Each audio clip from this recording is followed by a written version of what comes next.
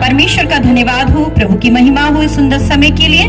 मैं धन्यवाद करूंगी हर एक पास्टर जी का, हृदय से मैं धन्यवाद करूंगी, और हर एक बुजुर्गों का भी मैं जय यीशु की और मैं धन्यवाद करती हूँ। हर एक बच्चों के लिए मेरा प्यार और आशीर्वाद। मैं आज बहुत आनंदित हूँ कि परमेश्वर ने मुझे ये मौका दिया कि मैं आपके बीच में हूँ। मैं परमेश्वर का धन्यवाद करती हूँ। वचन कहता है, नीति वचन 19:14, घर और धन पुरखाओं के भाग से, परंतु बुद्धिमान पत्नी यहोवा ही से मिलती है। हालेलुया। पानी की बाढ़ से भी प्रेम नहीं बुझ सकता और ना महानदों से डूब सकता है। यदि कोई अपने घर की सारी संपत्ति प्रेम के बदले दे दे तो भी वह अत्यंत तुच्छ ठहरेगी। नीति वचन 18:22 कहता है, जिसने स्त्री व्याली उसने उत्तम पदार्थ पाया। जिसने स्त्री ब्याहली उसने उत्तम पदार्थ पाया और यहोवा का अनुग्रह उस पर हुआ। कितनी खूबसूरत बात है। कोई मनुष्य ये नहीं कहता, लेकिन बाइबल जो है वो परमेश्वर के आत्मा की प्रेरणा से लिखी गई है। ये सब हम जानते हैं। नीति वचन 12 और उसका 4 कहता है, भली स्त्री अपने पति का मुकुट है। हम इसी रेफरेंस को लेकर हम आगे बढ़ेंगे, इसलिए इसको बोलना बहुत जरूरी है। भली स्त्री अपने पति का मुकुट है, परंतु जो लज्जा के काम करती है वह मानो उसकी हड्डियों को सड़ाने का काम करती है। प्रिय विश्वासियों, परमेश्वर के चुने हुए लोगों, यदि पति पत्नी के बीच में परमेश्वर ना हो तो वो घर कभी बन नहीं सकता है। यदि किसी दास दासी के साथ परमेश्वर का रूह ना चले तो वो दास दासी कभी भी अभिषेक नहीं पा सकता है। जिस जवान व्यक्ति को परमेश्वर अभिषेक ना करे वो जवान अपने लक्ष्य तक कभी पहुंच नहीं सकता है। तो ये रिश्ता जो है, चाहे पति पत्नी का हो या बेटे बेटी का, जो भी रिश्ता हो, बिना परमेश्वर से आशीष पाए भी आगे नहीं बढ़ सकता है। और आज हम देखते हैं, मैं अन्य जाति की तरफ नहीं जाती हूं, मैं आज ईसाई समाज को देखती हूँ। मैंने बोला मुझे 27 साल मिनिस्ट्री करते करते हो गए। 3 कलीसियाएं परमेश्वर ने मुझे दी हैं। मैं उस खुदा का धन्यवाद करती हूँ। मैंने ज्यादा से ज्यादा जो लोगों को देखा, ईसाई लोगों को, जरा सी कलेश होता है, नौमत तलाक तक की पहुंच जाती है। अन्य जाति लोग तो बहुत अच्छी तरह से लगभग 100 में 50 उस रिश्ते को निभा लेते हैं, लेकिन हमारे ईसाई जो है वो बहुत जल्दी टूट फूट में जोड़ देते हैं। परमेश्वर ने अदन की वाटिका में आदम हवा को बनाया इसलिए नहीं कि टूट फूट हो, इसलिए कि वो एक अच्छा परिवार हो और प्रभु की महिमा करे। हम वचन की तरफ जाएंगे, पहला पत्रस 3 और उसका 1 और, क्योंकि परमेश्वर जब कुछ बात कहता है तो उसको सुनना बहुत जरूरी है। यदि हम सुनते नहीं है तो हम आशीषों को खोते हैं। और मुझे परमेश्वर का आत्मा यहां लेकर आया है। वचन कहता है कि पत्नियों, पत्नी का कर्तव्य क्या है, या आप आने वाले समय में एक पत्नी बनने जा रही हैं, एक परिवार को आप बनाने के लिए जा रहे हो, तो आपको बाइबल के अकॉर्डिंग, मैंने सबसे पहले बोला, यदि पति व पत्नी के जीवन में परमेश्वर नहीं है तो कुछ भी नहीं है, कुछ भी नहीं है। हमने अभी गवाही सुनी, इन दोनों की जिंदगी में बीच में मध्यस्थता जो कर रहा था, कर रहा है, वो परमेश्वर है। हम जो आज आशीषों को देख रहे हैं वो क्या है? इन बीच में जब परमेश्वर है तभी इन आशीषों को हम देख रहे हैं। हम आज इनके आनंद में आनंदित हैं। क्यों? क्योंकि परमेश्वर इनके मध्य में है। यदि आप और मैं और हमारा घराना चाहता है कि हम आशीषित हों, पति पत्नी का रिश्ता केवल शारीरिक रिश्ता नहीं, आज आधे से ज्यादा रिश्ते टूट रहे हैं। क्यों? क्योंकि लड़का बोलता है उसकी आंखें बहुत सुंदर है, लड़की बोलती है जब वो फोन पे बात करता है उसकी वॉइस बहुत अच्छी है, वो बाहर से बहुत सुंदर लगता है, इसलिए मैं उसी से शादी करूंगी। और बात है हम देखते हैं 6 महीने के अंतराल, 3 साल के अंतराल वो रिश्ते टूट जाते हैं, क्योंकि महज वो शारीरिक रिश्ते होते हैं। वो रिश्ता कभी नहीं टूटता जो रिश्ता परमेश्वर जोड़ता है। वो बंधन कभी खुल नहीं सकता जिस बंधन को परमेश्वर यहोवा जोड़ता है। प्रभु ने अदम की वाटिका में आदम हवा को बनाया इसलिए नहीं कि आदम दूसरी शादी कर ले, कि आदम किसी और स्त्री की तरफ देखे, इसलिए कि आदम सिर्फ अपनी पत्नी को देखे, पत्नी सिर्फ आदम को देखे। प्रभु चाहता तो कितनी हवाएं बना सकता था, कितने आदम बना सकता था, लेकिन परमेश्वर ने अपनी इच्छा से हवा को बनाया, अपनी इच्छा से बनाया। जब हम परमेश्वर की इच्छा से चलते हैं, परमेश्वर से मांगते हैं, प्रभु जैसा पति तू चाहता है मुझे दे, जैसा पत्नी तू चाहता है प्रभु मुझे दे। शादी करनी कोई बड़ी बात नहीं होती अजीजों, शादी निभानी बड़ी बात होती है। हालेलुया। शादी हर कोई भी कर सकता है, कर सकते, कोई बड़ी बात नहीं, निभाना बहुत बड़ी बात है। और आज का ईसाई समाज इस प्रिय रिश्ते से बहुत दूर होते जा रहा है, जो कि बड़ी शर्म की बात है, जिसको परमेश्वर पसंद नहीं करे। आज हमारे बच्चे आशीषित क्यों नहीं? आज हमारे बच्चे क्यों कहना नहीं मान रहे? क्योंकि माँ बाप का एक समय था जब उन्होंने अपने माँ बाप का कहना नहीं माना। आज हम आशीषित क्यों नहीं? क्योंकि हम अपने मध्य में परमेश्वर को नहीं रखते, इसीलिए आज हमारा ईसाई समाज आशीषित नहीं। प्रभु का आत्मा आज ईसाई समाज से बात कर रहा है, सचेत हो जाओ, सावधान हो जाओ, कोई चीज आपको परमेश्वर के प्रेम से अलग ना करे। व्यभिचार ही ऐसी शक्ति है जो आपको नीचे गिरा देगी और बर्बाद कर देगी। बाइबल क्या कहती है वो जरूरी है, दुनिया क्या कहती है वो जरूरी नहीं है, पड़ोसी क्या कहता है वो जरूरी नहीं, मेरा फ्रेंड मुझे क्या सलाह देता है, फेसबुक क्या कहता है, यूट्यूब में अश्लीलता क्या कहती है, वो फिल्म वो हीरो क्या कहता है, ये जरूरी नहीं। लेकिन जरूरी ये है कि परमेश्वर का वचन आपसे और मुझसे क्या बात करता है। जब तक हम ईसाई पति पत्नी के संबंध को समझेंगे नहीं, हमारा परिवार कभी भी एक नहीं हो सकता। ये आत्मा की आवाज है। मुझे कोई फर्क नहीं पड़ता कि कोई मेरा कहना मानता है कि नहीं मानता, कोई मुझे क्या कहता है। मुझे फर्क तब पड़ता है जब आत्मा की आवाज में नहीं सुनती और नहीं लोगों को प्रचार करती, मुझे फर्क तब पड़ता है, क्योंकि मुझे स्वर्ग जाना है। हालेलुया। हम यहाँ पर देखेंगे पर्दे, पहला पत्रोस 3:1-2। हे पत्नियों, माइक ठीक कर दीजिए प्लीज।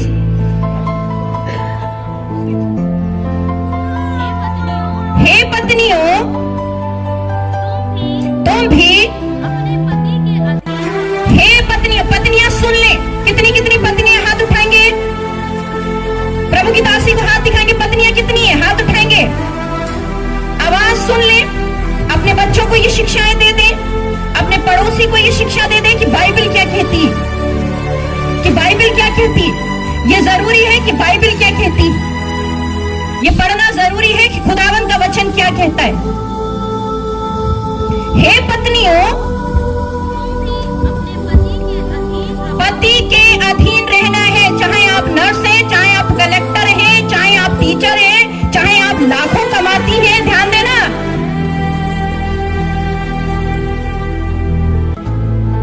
चाहे आप बहुत खूबसूरत हैं, चाहे दुनिया को आपने अपने वश में रखा है, लेकिन यदि आपने शादी की है तो आपको अपने पति के अधीन रहना है। क्यों? कि प्रभु आपको आशीष दे, आपकी औलाद को आशीष दे, आपके वंश को आशीष दे। जब हम परमेश्वर के वचन में चलते हैं तब आशीषित होते। कल रात को हमने वचन देखा था, अनुग्रह सबको चाहिए, बरकतें सबको चाहिए, आज्ञा पालन नहीं करेंगे। यदि हम परमेश्वर का वचन कहता है, यदि तुम हे प्रभु कहते हो तो मेरी आज्ञाओं का पालन करना जरूरी है। यदि हम उसको अब्बा कहते हैं, अब्बा मेरी सुन ले, अब्बा मेरी पुकार को सुन ले, तो वो बोलता है मेरी आज्ञा का पालन करो। लेकिन आज हम देखते हैं बहुत सी पत्नियों की जिंदगी में आज्ञा पालन नहीं है। कितनों के घर में जाती हूं, वो पति से बड़ी बनती, पति को कोने में बैठा देती। बड़ी शर्म की बात है। आप कमाते, इसका मतलब ये नहीं कि परमेश्वर की आज्ञा को तोड़ दें। परमेश्वर ने अधिकार किसी को नहीं दिया है कि आज्ञाओं को तोड़े, कि आज्ञाओं को बदल दें। एक बिंदु मात्र भी, यदि आप बाइबल की हैं तो एक बिंदु मात्र भी उससे आप पलट नहीं सकती। जैसे प्रभु की बेटी शशि ने बोला कि मैंने प्रभु की तरफ देखा, वो एक गवर्नमेंट की नर्स है, मैं उसकी जिंदगी से आशीष पाती हूँ। कहती दीदी मैं आपकी जिंदगी से, लेकिन नहीं, मैं उनकी जिंदगी से आशीष पाती हूँ। आशीष मिलती है मुझे, मैं प्रभु की दासी हूं। उसका चरित्र देख के मेरे बच्चे आशीषित होते। मैंने कहा देखो, कल के दिन में शादी करोगे तो इस तरह की जिंदगी जीना, एक आदर्श है वो। उनकी जिंदगी से उनका पति जो शराबी था, वो भी आज सुबह बता रहे थे कि मैं लोगों को ऐसा चाकू मारता था कि खून की धार पूरी बहने लगती थी, गुंडे गुंडे को चाकू मार देता था। ऐसे पति से वो ब्याह दी गई थी। उसका कोई दोष नहीं था, लेकिन वो बोलती थी प्रभु जिससे तू बांधेगा तेरी इच्छा पूरी। और आज देखिए प्रभु की क्या इच्छा है कि भाई के द्वारा हजारों लोग परमेश्वर में आ रहे हैं। हालेलुया! ये जीता जागता हमारा उदाहरण है।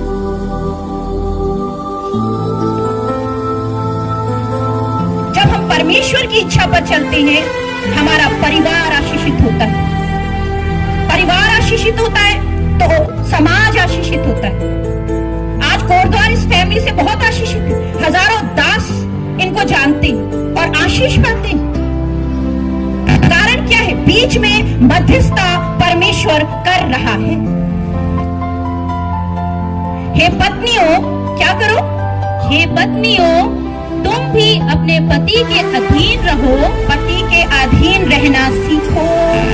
और इसलिए कि यदि इनमें से कोई ऐसे हो जो वचन को ना मानता हो, तो भी तुम्हारे भय सहित पवित्र चाल चलन को देखकर बिना वचन के अपनी अपनी पत्नी के चाल चलन के द्वारा खींच जाएं।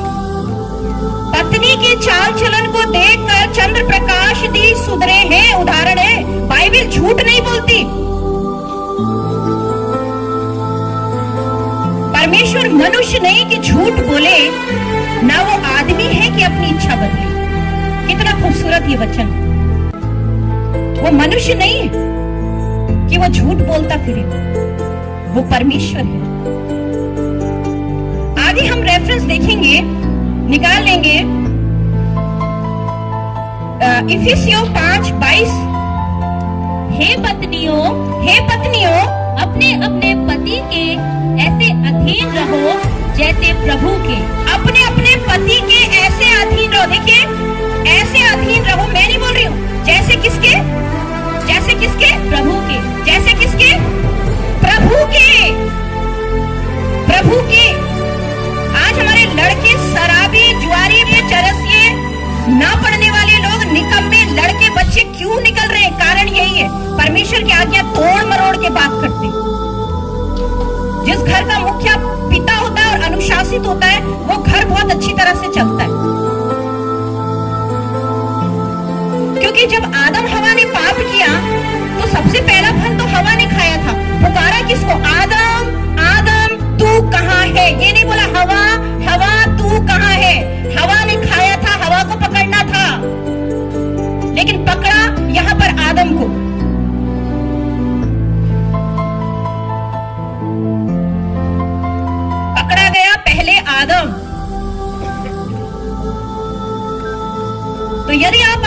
पति को जरा से भी प्रेम करते हैं तो उनकी अधीनता आपको स्वीकारनी पड़ेगी, नहीं तो शादी नहीं करनी है, नहीं तो शादी नहीं करनी है।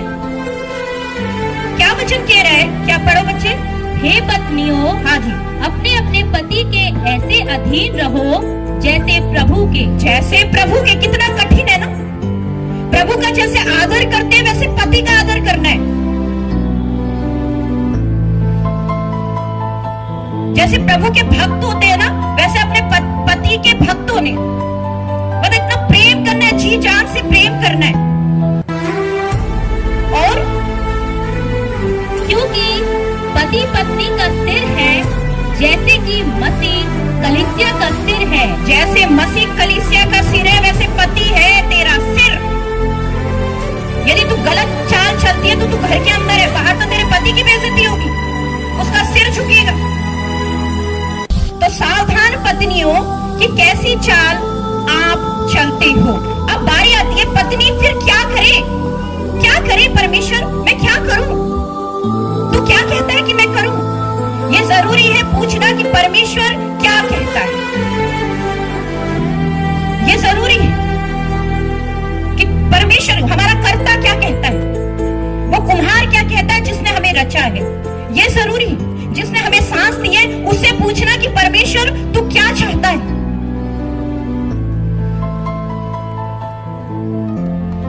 बाइबल ऐसा कहती है तीतुस 2:4, हमें कैसा पत्नियों का प्रश्न होता है, कैसे चले?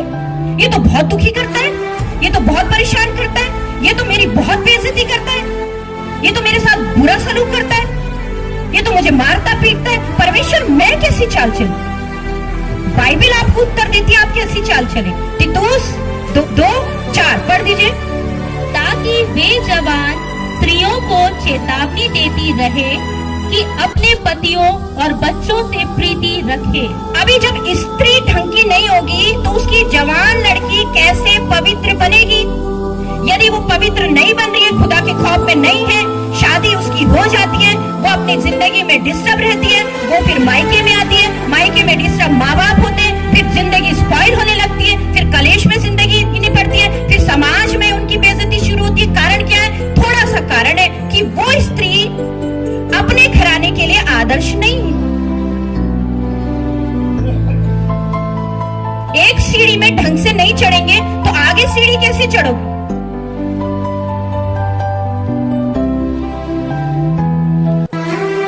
उस स्त्री को अपनी बेटी के लिए एक आदर्श होना है, अपने समाज की लड़कियों के लिए उस स्त्री जिसने ब्याह कर लिया आदर्श होना है। मैंने बोला मेरी 3 कलीसियों में 2 स्त्रियां ऐसी थी जिनकी शादी थी। मैं यहाँ पर बोले पुलपिट ना, प्रभु का आत्मा यहाँ पर है, एक भी शब्द झूठ नहीं। और उनका हस्बैंड आर्मी में एक का काम करता था और उनकी स्त्री का संबंध एक ऐसे जन से था जो उनके पड़ोस में रहता था। पति 1 साल में आता था लेकिन वो उससे गलत संबंध बना के रखती थी।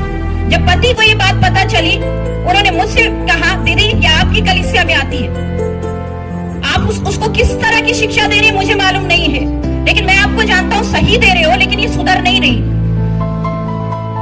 वो कलीसिया में भी आती रही और वो गलत काम भी करती रही। उसके 5 बच्चे थे और एक समय ये आया कि उस आदमी के साथ वो भाग गई, उस लड़के, जवान लड़का, कुआरा लड़के के साथ वो भाग गई। और जब वो चले गई, भाग गई, तो उस लड़के से उसकी मार पिटाई हुई। उसके बाद वो फिर उसके पति ने बच्चों के कारण उसको फिर बुला लिया। वो खुद कुछ समय के लिए रही और मुझे ये बात बहुत गलत लगी। मैंने प्रभु से बोला, मैंने कहा प्रभु ये तो कलीसिया की भी मेरी बदनामी है और इन बच्चों की भी कितनी परेशानी है, तो कुछ कर। परमेश्वर का आत्मा ने मुझसे बात की, इसे फिर चेतावनी दी। नाम मरियम था, ये बच्चे जानते। जा और फिर चेतावनी दे कि अभी भी मान जा, परमेश्वर ने मौका दिया है, क्योंकि तूने कभी बाइबल उठा के पढ़ी थी, ये दोबारा मौका है, अब ऐसा मत करना, मान जा। वो लड़के ने फिर फोन करना स्टार्ट किया और फिर उसके साथ वो हमेशा के लिए भाग गई। उसका हस्बैंड ने मुझसे बोला सिस्टर अब मैं नहीं रखूंगा, मैंने एक मौका उसको दे दिया, अब मैं उसको नहीं रखूंगा। फिर शरीर में फिर निशान देके वो फिर आ गई। आप यकीन जानो, परमेश्वर के आत्मा ने जब उसको चर्च में लाया, उसके लिए भविष्यवाणी, परमेश्वर का आत्मा कहता है तू अब नहीं बचेगी, कुछ ऐसी बीमारी तुझे लग गई है कि तू अब बचेगी नहीं। और प्रभु का आत्मा गवाह है कि उस स्त्री को यूट्रस का कैंसर हो गया और 6 महीने के अंदर में वो दुनिया से रुखसत हो गई।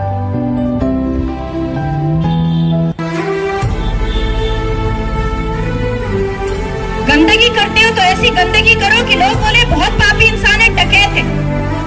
2 नाव में पैर रखने की जरूरत नहीं। मेरी माँ ने मुझे शिक्षा दी है, यदि बनना है तो शुद्ध पवित्र कुंवारी बनना है, लोगों के लिए आदर्श बन जा, और नहीं बनना है तो ये स्टिकर लगा हटा दे कि तू प्रभु की दासी।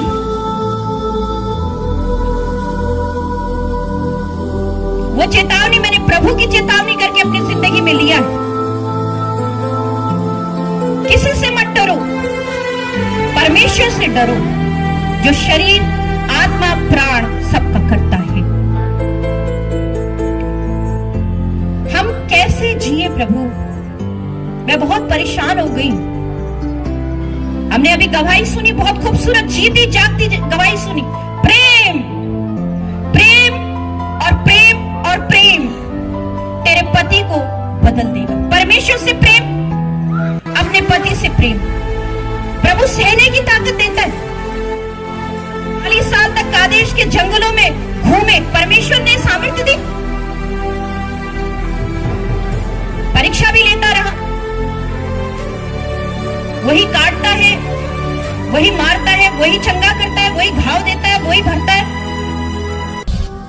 प्रभु दुख देता है तो सहने की ताकत भी देगा, यदि आप परमेश्वर के हो तो।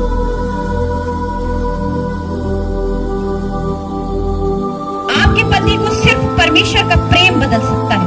आपके घुटनों की प्रार्थना आपके परिवार में काम कर सकती है, जैसे हमने अपनी गवाही अभी बहन की सुनी।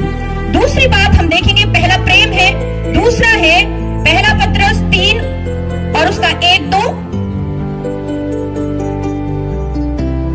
हे पत्नियों, तुम भी अपने पति के अधीन रहो, इसलिए कि यदि इनमें से कोई ऐसे हो जो वचन को ना मानते हो, तो भी तुम्हारे भय सहित पवित्र चाल चलन को देखकर बिना वचन के अपनी अपनी पत्नी के चाल चलन के द्वारा खिंच जाए। तेरे चरित्र के द्वारा तेरा पति बदल जाए, तेरे व्यवहार के द्वारा तेरा पति बदल जाए, तेरे घुटने टेकने के द्वारा तेरा पति जरूर बचेगा। तो नंबर पहला प्रेम, फिर आदर। आदर आपके पति को प्रभु तक पहुंचाएगा, वो बचेगा। तीतुस 2 और उसका 5। और संयमी, पवित्रता, घर का कारोबार करने वाली पवित्र स्त्री प्रभु की प्रिय बेटी होती है। पवित्र स्त्री प्रभु की प्रिय, और जब वो स्त्री प्रभु की प्रिय है तो फिर उसका विरोधी कौन है?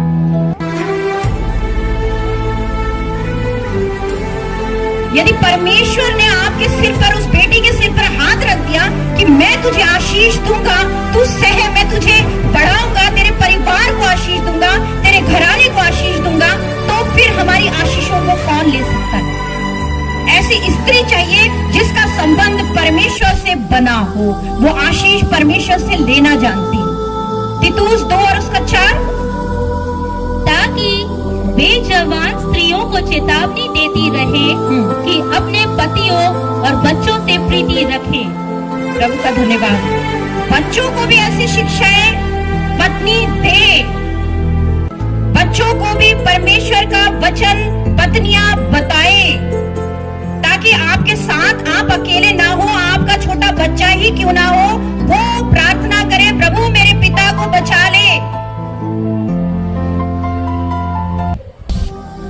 समझ रहे परमेश्वर का आत्मा आपसे क्या चाहता है? सिर्फ और सिर्फ परमेश्वर की तरफ देखना है पत्नियों को, यदि पति सुधर नहीं रहे हैं तो।